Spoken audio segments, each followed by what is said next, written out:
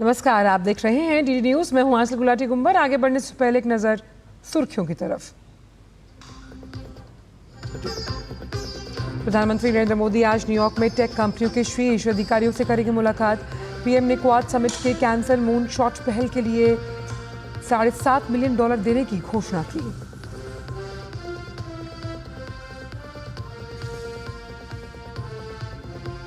Quad समूह के Wilmington घोषणा पत्र में समुद्री सुरक्षा पर सहयोग बढ़ाने पर जोर। अगले साल भारत करेगा क्वाड समिट की मेजबानी। पीएम मोदी ने जापान और ऑस्ट्रेलिया के समकक्षों से अहम विषयों पर की द्विपक्षीय वार्ता।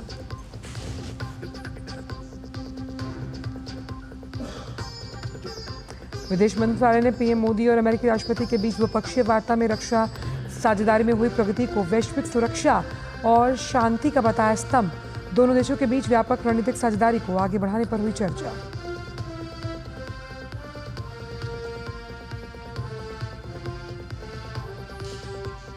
जम्मू कश्मीर के नौशेरा में अमित शाह ने कहा, अनुच्छेद 370 किसी भी कीमत पर नहीं होगा वापस। जम्मू कश्मीर में लहराएगा केवल तिरंगा। जेपी नड्डा ने जम्मू के बरनई में की चुनावी जनसभा।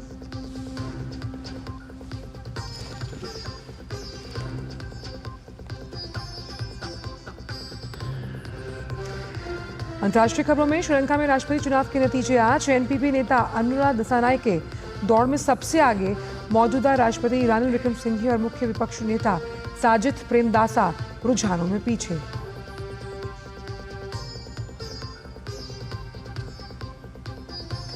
चेन्नई टेस्ट में भारत की धमाकेदार जीत। टीम इंडिया ने बांग्लादेश को 280 रन से हराया। 515 रन के लक्ष्य का पीछा करने उतरी बांग्लादेशी टीम 234 रन पर सिमटी। दूसरी पारी में आर अश्विन ने झटके 6 विकेट।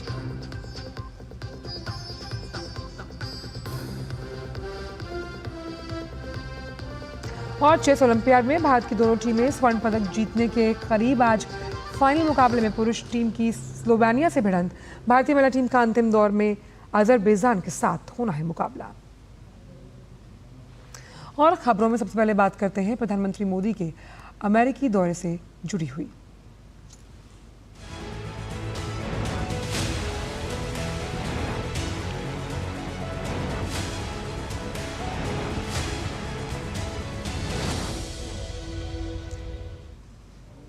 प्रधानमंत्री नरेंद्र मोदी आज न्यूयॉर्क अमेरिका की शीर्ष टेक कंपनियों के अधिकारियों से मुलाकात करने वाले हैं। इससे पहले कल पीएम मोदी क्वाड शिखर सम्मेलन में भाग लेने के बाद न्यूयॉर्क पहुंचे, जहां उनका इंतजार कर रहे भारतीय समुदाय के लोगों ने जोरदार स्वागत किया। इस दौरान पूरे वातावरण में मोदी मोदी के नारे काफी देर तक गूंजते रहे।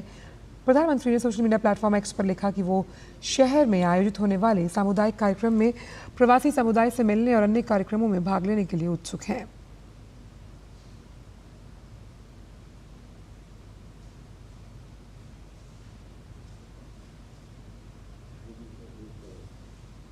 प्रधानमंत्री नरेंद्र मोदी का न्यूयॉर्क में भव्य स्वागत हुआ। पीएम की अगवानी और स्वागत में भारतवंशी घंटों इंतजार करते रहे। न्यूयॉर्क में प्रधानमंत्री की एक झलक पाने की बेताबी का आलम ये रहा कि लोग 6-6 घंटे से कतार में खड़े थे।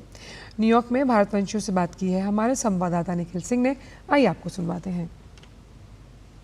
प्रधानमंत्री नरेंद्र मोदी का आगमन न्यूयॉर्क में हो चुका है। रात के लगभग 12 बज रहे हैं और आप देख सकते हैं कितनी बड़ी भीड़ यहाँ पर प्रधानमंत्री नरेंद्र मोदी का स्वागत करने के लिए उमड़ी हुई थी। आप कहाँ से आई हैं, क्या कहेंगी? प्रधानमंत्री मोदी न्यूयॉर्क आ चुके हैं। 6 घंटे से वेट कर रहे हैं and it was so good to see him because I am very proud to be Indian. We live over here but very proud to be Indian and very proud of mister Modi. Why? Because he put India on the map in the entire world and so very proud of him. कि हमारे जो प्रधानमंत्री है भारत के, आज तकरीबन दुनिया में बहुत फेमस हैं और हमारे लिए बहुत कुछ किया है, तो इसके लिए हम उनका धन्यवाद करते हैं, उनकी सारी कैबिनेट का धन्यवाद करते हैं और उम्मीद करते हैं कि जब तक कि ये जिंदा ही है वो इंडिया का प्रधानमंत्री बना रहे। उन्होंने दुनिया में सबसे अच्छे काम करा, लोगों को बढ़ाया, हमारे आगे किया सबको और नाम कितना रोशन किया। और हम we are going to look forward, हम उनको स्वागत करेंगे नासा काउंटी में। तो मोदी जी का अमेरिका में वेलकम करते हैं और मोदी जी का हम लोग इतने रात में आके वेट करके क्यों नहीं आए वेलकम करने के लिए। उन्होंने इंडिया को अभी इतना आगे लेके गए हैं जो पूरे अमेरिका में भी उनकी पूछ है और अमेरिका में भी जो इंडियन लोग यहाँ पे रह रहे हैं उनकी भी काफ़ी क्रेडिबिलिटी बढ़ गई है। तो ये मोदी जी का करिश्मा है और जो इंडिया को इस लेवल पे लेके गए हैं जो कि अमेरिका में भी उनके कदम रखने पे पूरा हलचल है। हमारे लिए बड़ा गर्व की बात है कि हमारे देश के प्रधानमंत्री मोदी ऐसे हैं, जितने भी आज तक प्रोग्रेस हमने देखा है वर्ल्ड वाइड, उनको कोई बीट नहीं कर सकता है। He is number 1 prime minister. प्रधानमंत्री नरेंद्र मोदी का स्वागत करने के लिए तो रात भर रुकते और ये क्राउड जो है अब फिर देखने वाली है जब प्रधानमंत्री नरेंद्र मोदी भारतीय समुदाय का संबोधन करेंगे। कैमरामैन कुलदीप के साथ Nikhil Singh, DD news, New York. Quad cancer moon shot initiative के तहत प्रधानमंत्री नरेंद्र मोदी ने $7.5 मिलियन की सहायता राशि देने की घोषणा की है। प्रधानमंत्री ने कहा कि भारत ने कोविड जैसी महामारी के दौरान भी अपनी वैश्विक जिम्मेदारी को बखूबी निभाया था। अफोर्डेबल स्वास्थ्य सेवाओं पर प्रधानमंत्री ने जोर दिया। उन्होंने रेडियो एक्टिव थेरेपी में सहयोग देने के लिए भी आश्वासन दिया है। यह अफोर्डेबल, एक्सेसिबल और क्वालिटी हेल्थ केयर के लिए हमारे साझे दृढ़ निश्चय को दर्शाता है। एक्सेलेंसी, भारत अपना एक्सपीरियंस और एक्सपर्टाइज शेयर करने के लिए तैयार है। आज कैंसर केयर में काम करने वाले भारत के कई एक्सपर्ट्स इस इवेंट्स में हमारे साथ जुड़े हैं। भारत का विजन है वन अर्थ वन हेल्थ। इसी भावना से मैं क्वाड मून शॉट इनिशिएटिव के तहत $7.5 मिलियन के सैपलिंग किट्स, डिटेक्शन किट्स और वैक्सीन का सहयोग देने की घोषणा करता हूं। प्रधानमंत्री ने कहा कि भारत इंडो पैसिफिक के लिए 40 मिलियन वैक्सीन का योगदान गावी और क्वाड की पहल के अंतर्गत देगा।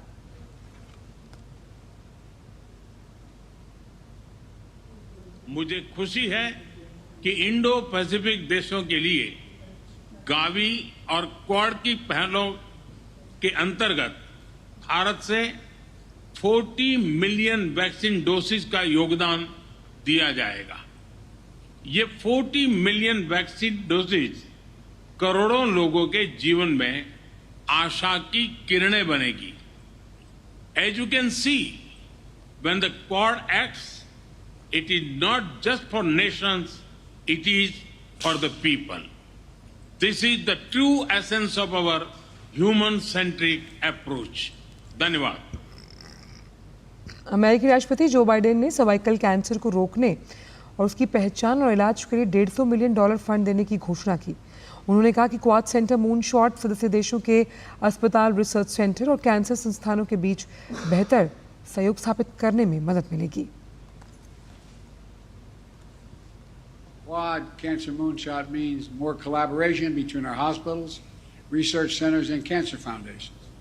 More investment in screenings, treatment, and research, and more exchanges between our countries to improve vaccination rates all across the region. Right now, only 1 in 10 women across the Indo-Pacific, which is the most populated part of the world, have received HPV vaccinations for cervical cancer. So I'm proud to announce that our 4 countries, the leaders behind me, and many organizations here today are committing over $150 million for HPV screening and therapeutics.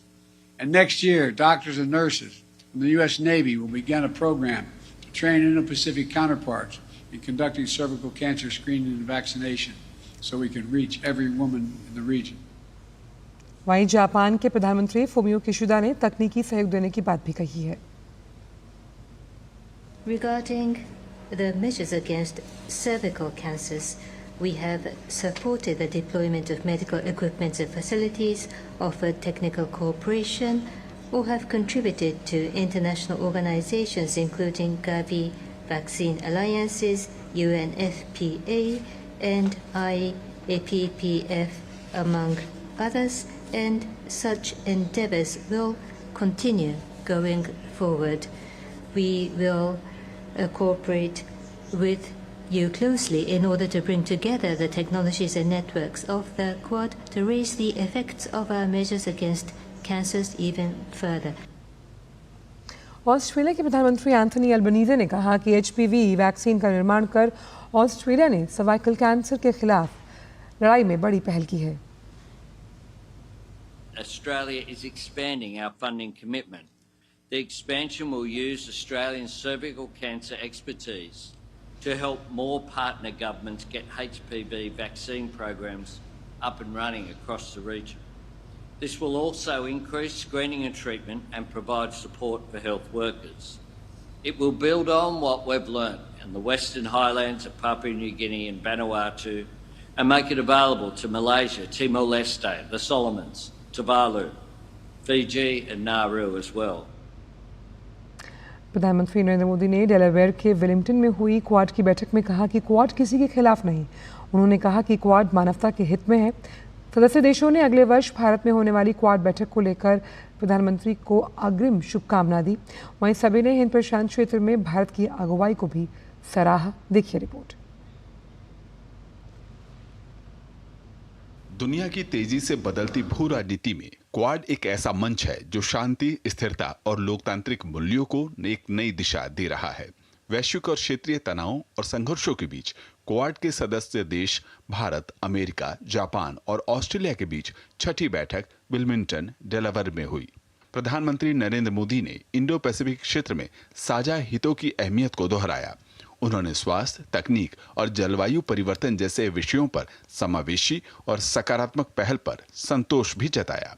Free, open, inclusive और prosperous Indo Pacific हमारी साझा प्राथमिकता और साझा प्रतिबद्धता है।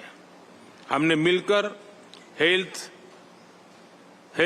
Security, critical and emerging technologies, climate change, capacity building जैसे क्षेत्रों में कई सकारात्मक और समावेशी इनिशिएटिव लिए हैं।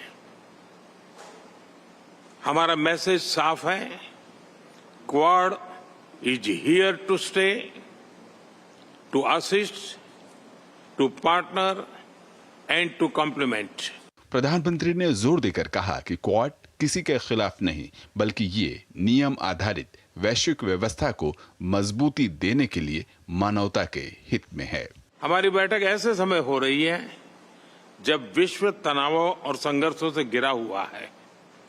ऐसे में साझा डेमोक्रेटिक वैल्यूज के आधार पर क्वाड का मिलकर साथ चलना पूरी मानवता के लिए बहुत ही महत्वपूर्ण है। हम किसी के खिलाफ नहीं हैं। हम सभी एक रूल्स बेस्ड इंटरनेशनल ऑर्डर, संप्रभुता और क्षेत्रीय अखंडता के सम्मान और सभी मसलों के शांतिपूर्ण ढंग से हल निकालने का समर्थन करते हैं। अमेरिकी राष्ट्रपति जो बाइडेन ने क्वाड की प्रगति पर खुशी व्यक्त की। उन्होंने कहा कि क्वाड की दिशा सही है। Today, we're announcing a series of initiatives to deliver real positive impact for the Indo-Pacific that includes providing new maritime technologies to our regional partners so they know what's happening in their waters, launching cooperation between coast guards for the first time, and expanding the Quad Fellowship to include students from Southeast Asia. वहीं Japan के प्रधानमंत्री Fumio Kishida और Australia के प्रधानमंत्री Anthony Albanese ने सुरक्षा और शांति को लेकर क्वाड की भूमिका पर जोर दिया। The security environment surrounding ourselves are becoming increasingly severe, and a free and open international order based on the rule of law is under threat. Under this backdrop, it is ever more important for us, the Quad, who share values such as freedom and democracy, to continue to demonstrate our firm commitment to our common vision of FOIP, the free and open Indo-Pacific, to the international community. In order to realize a FOIP, it is crucial to coordinate with the regional countries and to materialize our vision by concrete actions. Partnerships like the Quad are crucial, providing us with an avenue to discuss shared responsibilities and goals and strengthening the enduring relationships necessary for lasting stability, which is why we commit today to continue to work with our Indo-Pacific neighbours, our friends and our partners. Prime Minister Modi will be hosting us next year, and I look forward to that as well. वैश्विक स्थिरता और समृद्धि के साथ साथ quad की प्रतिबद्धता Indo Pacific क्षेत्र में स्वतंत्र, समावेशी और स्वतंत्र नौवहन को लेकर है। डिलीवर से अमृतपाल के साथ ब्यूरो रिपोर्ट, डीडी न्यूज। प्रधानमंत्री नरेंद्र मोदी की अमेरिका यात्रा का दूसरा दिन महत्वपूर्ण होने के साथ साथ बेहद व्यस्त भी रहने वाला है। प्रधानमंत्री की यात्रा के दूसरे दिन में क्या रहेगा खास, न्यूयॉर्क से बता रहे हैं हमारे संवाददाता निखिल सिंह। प्रधानमंत्री नरेंद्र मोदी की अमेरिका यात्रा का पहला दिन बेहद महत्वपूर्ण रहा, जो क्वाड शिखर सम्मेलन की सफलता के साथ उसका अंत हुआ और अमेरिकी राष्ट्रपति जो बाइडेन के साथ द्विपक्षीय बातचीत भी बेहद महत्वपूर्ण रही। इसके साथ ही साथ अब सारा फोकस न्यूयॉर्क पर शिफ्ट हो गया है, जहां प्रधानमंत्री नरेंद्र मोदी की यात्रा का दूसरा दिन होगा और सबसे महत्वपूर्ण होगा इसमें भारतीय समुदाय का उनको संबोधन। और इस संबोधन को Modi and US progress together के नाम से जाना जा रहा है। इसका यहां पर मौजूद भारतीय बेहद उत्सुकता के साथ इंतजार कर रहे हैं और प्रधानमंत्री नरेंद्र मोदी के संबोधन को सुनने के लिए बेहद उत्साहित हैं। इस संबोधन के बाद प्रधानमंत्री टेक सीईओज राउंड टेबल में हिस्सा लेंगे, जिसमें तकनीकी क्षेत्र से जुड़े हुए तमाम दुनिया के बड़े दिग्गज कंपनियों के सीईओज के साथ प्रधानमंत्री नरेंद्र मोदी की मुलाकात होगी और भारत में निवेश के अवसरों पर बातचीत होगी। इसके साथ ही साथ तमाम दूसरे देशों के साथ में जो यहाँ यूनाइटेड नेशंस में भाग लेने के लिए आए हैं, ऐसे राष्ट्र प्रमुखों के साथ में तमाम देशों के साथ प्रधानमंत्री नरेंद्र मोदी की द्विपक्षीय बातचीत भी प्रस्तावित है, जो कि बेहद महत्वपूर्ण होने जा रही है। तो इस तरह से प्रधानमंत्री की अमेरिका यात्रा का दूसरा दिन भी बेहद महत्वपूर्ण और बेहद व्यस्त रहने वाला है। कैमरामैन संजय जैना के साथ Nikhil Singh, DD news, New York. और प्रधानमंत्री नरेंद्र मोदी और अमेरिकी राष्ट्रपति जो बाइडेन ने इस बात की पुष्टि की कि अमेरिका भारत व्यापक वैश्विक और रणनीतिक साझेदारी वैश्विक भलाई के महत्वपूर्ण एजेंडे को पूरा कर रही है। दोनों नेताओं ने अमेरिका और भारत की प्रमुख रक्षा साझेदारी में हुई प्रगति को वैश्विक सुरक्षा और शांति का स्तंभ बताया। राष्ट्रपति बाइडेन और प्रधानमंत्री मोदी ने भरोसा जताया कि दोनों देशों के बीच के संबंध आने वाले दशकों में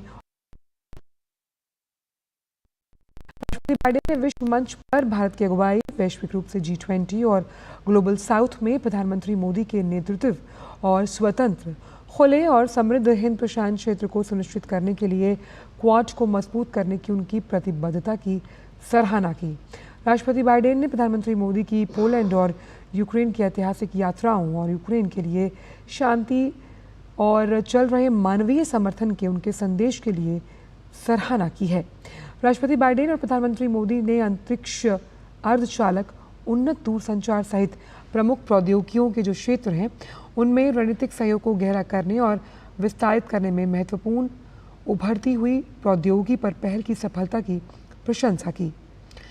दोनों नेताओं ने आर्टिफिशियल इंटेलिजेंस, क्वांटम, जैव प्रौद्योगिकी और स्वच्छ ऊर्जा जैसे क्षेत्रों में सहयोग की गति को बेहतर बनाने के लिए नियमित जुड़ाव बढ़ाने की प्रतिबद्धता जताई।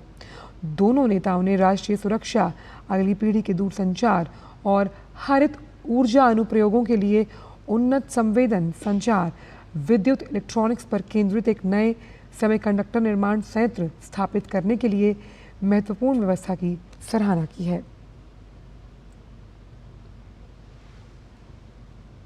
क्वाड सम्मेलन से अलग प्रधानमंत्री नरेंद्र मोदी ने अमेरिका के डेलवेयर में क्वाड शिखर सम्मेलन से इतर जापान के प्रधानमंत्री फुमियो किशिदा से मुलाकात की और पिछले 5 वर्षों के दौरान दोनों देशों के बीच सामरिक और वैश्विक भागीदारी में हुई प्रगति के लिए फुमियो किशिदा को धन्यवाद दिया।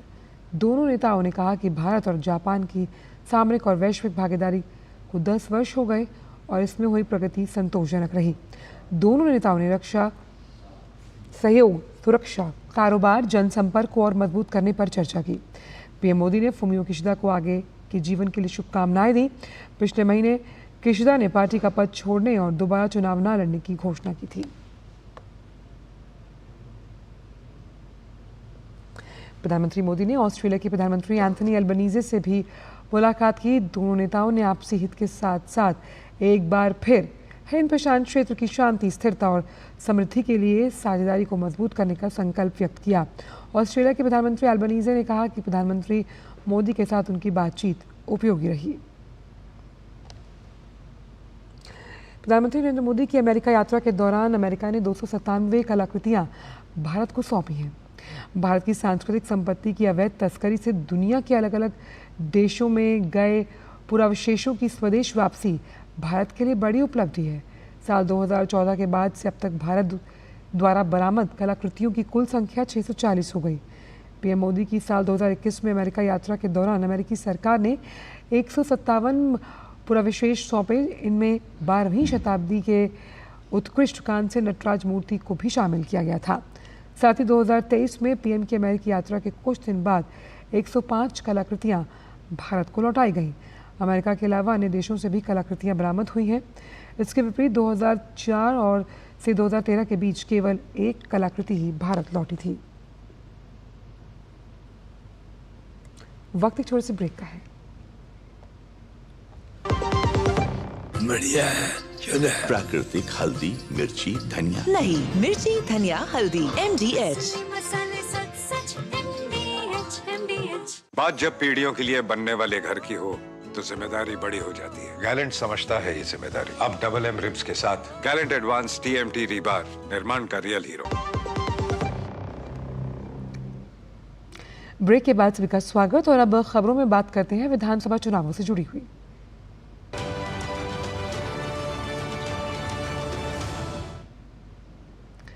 केंद्रीय गृह मंत्री अमित शाह ने जम्मू कश्मीर के नौशेरा में एक चुनावी जनसभा को संबोधित किया। अमित शाह ने कहा कि अनुच्छेद 370 किसी भी कीमत पर वापस नहीं होगा और जम्मू कश्मीर में हमेशा हमारा तिरंगा लहराएगा।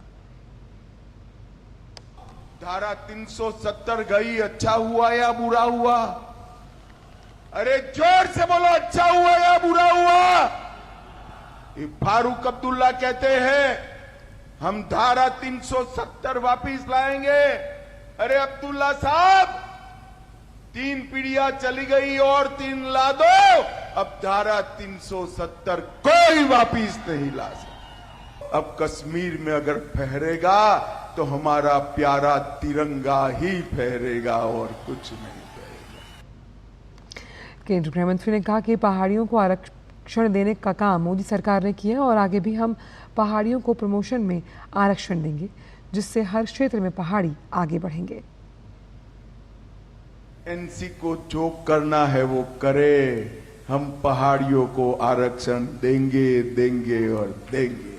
भाइयों बहनों, आप सभी लोग तो इससे खुश हो, मगर मैं बताकर जाता हूं, सिर्फ आरक्षण से तो एंट्री होती है। इससे क्या होता है? आपका बच्चा 70 साल पिछड़ गए, आप लोग कैसे आगे बढ़ोगे? हमने तय किया है कि चुनाव समाप्त होते ही पहाड़ियों को रिजर्वेशन, हम प्रमोशन में भी रिजर्वेशन देने का काम करेंगे। और वहीं भाजपा के राष्ट्रीय अध्यक्ष जेपी नड्डा ने जम्मू के बरनई में चुनावी जनसभा को संबोधित किया। उन्होंने कहा कि ये भाजपा का ही उठाया गया कदम था कि देश में 2 निशान, 2 विधान और 2 प्रधान नहीं चलेंगे। इस संकल्प को पूरा करने का कार्य भारतीय जनता पार्टी ने किया। जम्मू का और भारतीय जनता पार्टी का बहुत गहरा रिश्ता है, बहुत गहरा रिश्ता है। अगर मैं इसको याद करूं तो मैं ये गौरव के साथ और गर्व के साथ कह सकता हूं कि जिन्हें हम शेरे डुग्गर के रूप से जानते हैं, पंडित प्रेमनाथ डोगरा जी को। पंडित प्रेमनाथ डोगरा जी हमारे भारतीय जनसंघ के प्रथम लोगों में वो थे जो राष्ट्रीय अध्यक्ष के रूप में जिन्होंने काम किया। ये हमारा जम्मू से गहरा रिश्ता है कि धारा 370 समाप्त हो चुकी है और आज हम एकीकृत तरीके से संविधान की दृष्टि से एक विधान, एक निशान, एक प्रधान, इसके तहत चुनाव हो रहा है। इसको भी हमको ध्यान में भारतीय जनता पार्टी दिल्ली के पूर्व मुख्यमंत्री अरविंद केजरीवाल और दिल्ली की आम आदमी पार्टी सरकार के खिलाफ धरना प्रदर्शन कर रही है। दिल्ली के कनॉट प्लेस में चल रहे इस प्रदर्शन में भाजपा के विधायक, नेता और कार्यकर्ता शामिल हैं। प्रदर्शन के दौरान भाजपा नेता और कार्यकर्ताओं ने अपने संबोधन से दिल्ली की आप सरकार को घेरा। प्रदर्शन कर रहे भाजपा नेताओं ने कहा कि इस धरने का उद्देश्य दिल्ली की आप सरकार के भ्रष्टाचार को जनता के सामने उजागर करना है। आंध्र प्रदेश के उप मुख्यमंत्री पवन कल्याण ने तिरुपति मंदिर के लड्डू में मिलावट पर दुख जताया। उन्होंने इस पाप के प्रायश्चित के लिए 11 दिन का उपवास रखने का ऐलान किया। पवन कल्याण ने श्री दशावतार वेंकटेश्वर स्वामी मंदिर में विधि विधान के साथ पूजा अर्चना कर प्रायश्चित दीक्षा की शुरुआत की।